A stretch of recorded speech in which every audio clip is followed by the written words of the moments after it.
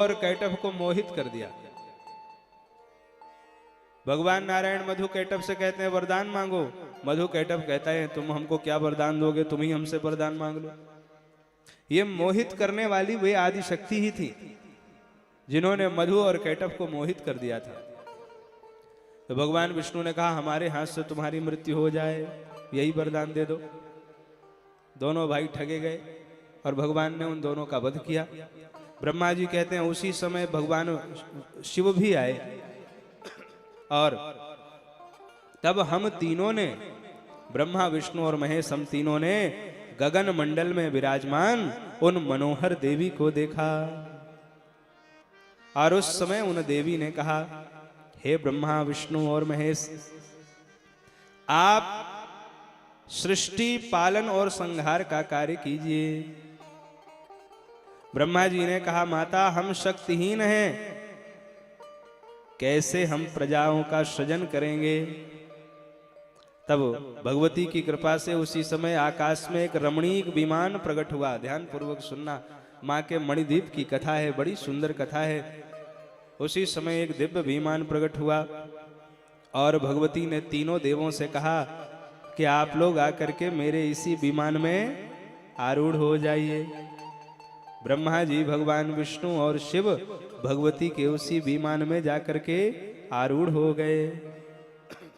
वह विमान कैसा था?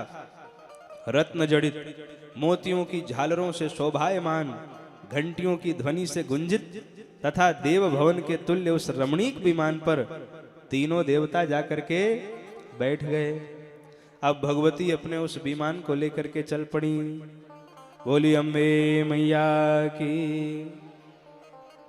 ब्रह्मा जी कहते हैं भगवती के विमान में हम तीनों बैठे थे और भगवती उस विमान को ब्रह्मलोक में लेके गई और मैंने देखा कि वहां कोई और ब्रह्मा के पद पर बैठे हुए थे। मैं ब्रह्मा और मैंने दूसरे ब्रह्मा को देखा तो मुझे बड़ा आश्चर्य हुआ। तो भगवान विष्णु और भोले बाबा मुझसे कहने लगा कहो ब्रह्मा जी ये कौन है। ब्रह्मा जी ने कहा ये कोई और ब्रह्मा है, मैं इनको नहीं जानता। इसके बाद वे आदि शक्ति उस विमान को लेकर के कैलाश पर्वत पर गईं। कैलाश पर्वत पर भोले बाबा ने देखा दूसरे भोले बाबा विद्यमान हैं। फिर वे आदि शक्ति उस विमान को लेकर बैकुंठ में गईं और बैकुंठ में भगवान विष्णु ने देखा कि दूसरे भगवान विष्णु विद्यमान हैं। तब इसके पश्चात भगवती का वह विमान मणिलोक में पहुंचा है, मणिद्वीप में पहुंचा है और उस मणिद्वीप में भगवती एक अद्भुत पलंग पर शोभायमान हो रही हैं। जरा ध्यान से सुनना, मां की कैसी छवि है। उस पलंग पर अनेक प्रकार की सुंदर चादरें बिछी हुई थी जिससे वह पलंग इंद्रधनुष के समान सुशोभित हो रही थी और उस भव्य पलंग पर वे आदि शक्ति विद्यमान थी। उन देवी ने लाल पुष्पों की माला पहनी हुई थी और रक्तांबर धारण किया हुआ था।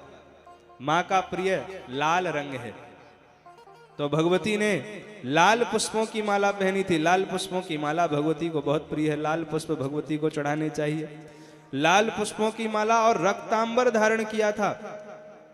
उनके शरीर में लाल चंदन का लेप लगा हुआ था और आंखें भी लाल लाल। मां की जो आंखें थी वह भी लालिमा पूर्ण थी और असंख्य विद्युत की कांति उनके शरीर से प्रकट हो रही थी। सुंदर मुख वाली, लक्ष्मी जी से भी करोड़ों गुना सुंदर वह स्त्री अपने कांति से सूर्य मंडल को भी तिरस्कृत कर रही थी। और उन भगवती को देख करके भगवान विष्णु ने कहा हे ब्रह्मा जी आश्चर्य मत करो, ये वही आदि शक्ति भगवती पराम्बा हैं जिनके कारण हमें शक्ति प्राप्त होती है। इसलिए हम सब मिलकर के इनकी आराधना करें। इसके पश्चात क्या हुआ? उसके पश्चात तीनों देवता अपने विमान से उतर पड़े। उस विमान से जब उतरे तीनों देवता मणिद्वीप में पहुंचे। तीनों देवता स्त्री के रूप में परिणित हो गए। ब्रह्मा जी भी स्त्री बन गए, भगवान विष्णु भी स्त्री बन गए और भोले बाबा भी स्त्री बन गए। कैसी लीला है देखिए। मणिद्वीप में पहुंचते ही तीनों देवता स्त्री के वेश में हो गए और तब उन तीनों देवों को देख करके भगवती ने कहा कि हे प्रभु ब्रह्मादिक देवताओं, आज मैं आपको आपकी शक्ति प्रदान कर रही हूं और आप अपनी शक्ति को प्राप्त करके इस जगत का की उत्पत्ति, पालन और संहार कीजिए। तब उन आदि शक्ति जगदम्बिका ने ब्रह्मा जी को महासरस्वती नामक शक्ति प्रदान की, भगवान विष्णु को महालक्ष्मी नामक शक्ति प्रदान की और भगवान शिव को महाकाली नामक शक्ति प्रदान किया है। बोले भक्त वत्सल भगवान की। इस प्रकार इन तीनों शक्तियों को पाकर के तीनों देव अपने अपने कार्य में प्रयुक्त हो गए हैं। एक बार आइए हम सब मिलकर के भगवती की